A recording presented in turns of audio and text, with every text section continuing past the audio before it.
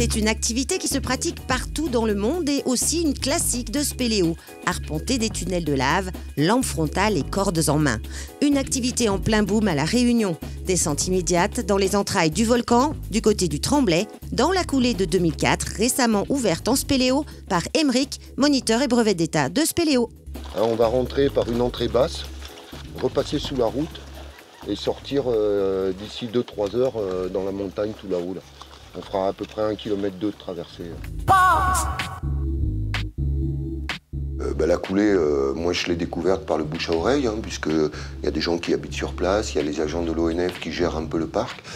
Et puis le milieu du plein air, il est petit, donc assez rapidement, il a été connu qu'il y avait un tunnel de lave dans le secteur qui était intéressant. Le tunnel qu'on visite en ce moment, à partir du moment où il n'y a pas de verticalité, il n'y a pas de nage, c'est pas une rivière souterraine, donc on est dans les cavités accessibles de classe 1. Le principal de la progression, la difficulté principale réside dans le fait de se balader sous terre, d'être courbé à quatre pattes, en ramping, et surtout de faire attention à ne pas se faire mal parce qu'on évolue dans un milieu très très agressif où la moindre chute, on se blesse assez gravement, c'est du basalte agressif et on souffre très très vite.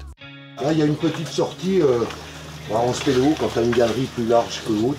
C'est ce qu'on appelle un linoir où tu progresses en ramping. Étant donné que le tunnel suit la pente, globalement, on n'est jamais au-delà de 3 mètres de profondeur. Sous la surface, on a à peu près 3 mètres de plafond. Donc, disons que, arrondissons au maxi, on est une dizaine de mètres sous terre. Mais bon, on se sent enfermé, qu'on soit 10 mètres sous terre ou 1000 mètres sous terre. La sensation, globalement, c'est la même. Ici, on a donc un compressionnement, contrairement au compressionnement karstique. Donc c'est un refroidissement hyper rapide, c'est comme de la cire d'une bougie. Et ici, donc, on pourrait apparenter ça à une forme de draperie qu'on retrouve évidemment dans le karstique, mais là c'est un refroidissement extrêmement lent et on voit bien ici donc la forme.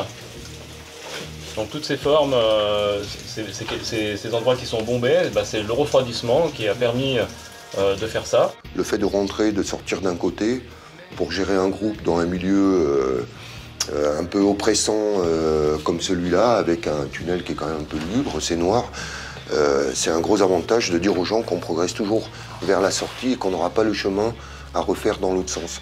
Et les traversées en spéléo sont relativement rares, donc ça c'est intéressant.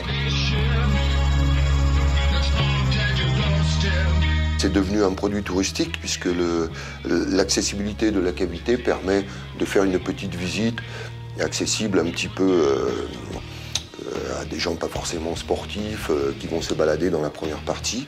La traversée, elle, par contre, est un peu plus sportive.